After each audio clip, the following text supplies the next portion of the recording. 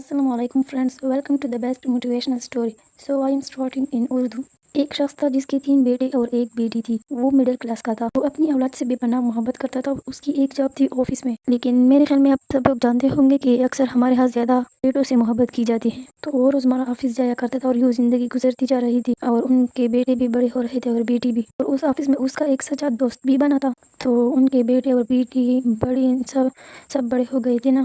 اور ایک دن اس کا جو دوست تھا ان کو شدید سخت ضرورت ہوئی پیسوں کی. وہ مڈل کلاس کا تھا بٹ ان کے پلاٹس جائیداد وغیرہ آفس میں کام ہی کرتا تھا. یہ تو تھا نا مطلب تھوڑا بہت کچھ تھا. ایک دن اس کے فرینڈ کو پیسوں کی ضرورت ہوئی تقریباً 60 لاکھ کی. اور اس نے اپنے دوست سے درخواست کی, اس سے مانگا کہ اب مجھے 60 لاکھ دے سکتے ہیں. وہ کیا کرتا, وہ دونوں بہت کلوز فرینڈ تھے. اس نے ہاں کہا اور پیسے دینے پر راضی ہوا. اور زندگی ایسی یوں گزرتی جا رہی تھی. ایک دن اس آدمی نے اپنے فرینڈ سے مشورہ کر لیا کیونکہ اس فرینڈ نے اس کو بولا تھا کہ میں آپ کو یہ پیسے اتنی جلدی واپس نہیں کر سکتا, بہت سالوں بعد دھیرے دھیرے کر دوں گا. تو اس آدمی نے بولا کہ ٹھیک ہے, اگر تو ایسا ہی کرتا ہے میں اس پر راضی ہوں, لیکن چلو ایک مشورہ کر لیتے ہیں. اگر میں مر گیا تو میرے یہ پیسے میری بیٹی یا میرے اس بیٹے کو دینا جو مجھ سے سچا پیار کرتا ہو, مطلب پیسوں سے زیادہ والدین سے پیار کرتا ہو. میرے بیٹوں میں سے اس بیٹے کو دینا. تو ایک دن یوں ہوا کہ اچانک اس کی موت ہو گئی بہت سالوں بعد. تو جب اس کا جنازہ تیار ہوا نا, سارے لوگ جمع ہوئے تھے گاؤں میں, بہت سارے لوگ اس کے جنازے کے لیے. ان کے اس دوست نے کیا کہا, اس کی چرپائی پکڑی. جب اس کے بیٹوں نے چرپائی اٹھائی تھی, اپنے بابا کی چرپائی لے جا رہے تھے اور جنازے کو رکا اور سب لوگ حیران ہو گئے اور پوچھنے لگے کہ یہ کیوں. تو آدمی کہنے لگا کہ آپ لوگ اس کو اس طرح نہیں لے جا سکتے, میرا اس کے اوپر قرض تھا, پہلے وہ دینا ہوگا پھر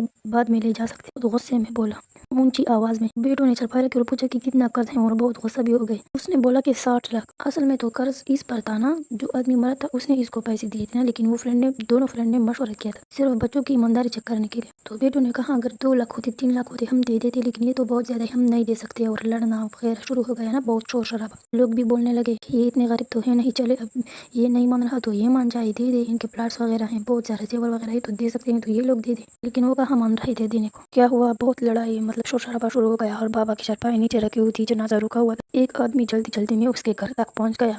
بابا مرے تھے نا, تو اس کی بیٹی بھی آئی تھی اور بیٹی کو یہ بات بتائی. اس بیٹی کی شادی ہوئی تھی بابا کے لیے اپنی میں آئی تھی.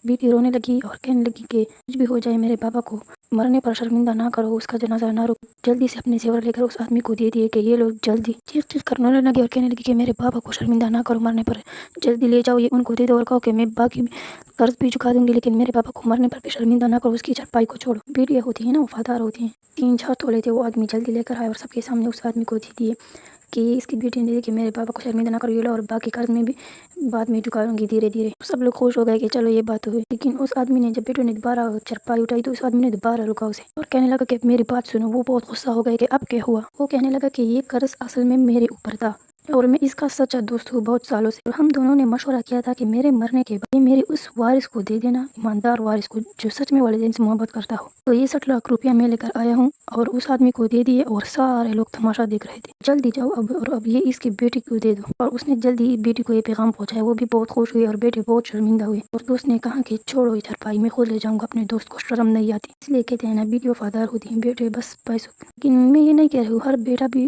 ایسا نہیں ہوتا, بیٹے بھی وفادار ہوتے ہیں اور بیٹی بھی وفادار ہوتی ہے. Because 5 fingers are not equal. آپ لوگوں کو اس کہانی سے کیا سبق ملا ہے کمنٹ میں ضرور بتا دینا. Thanks for watching.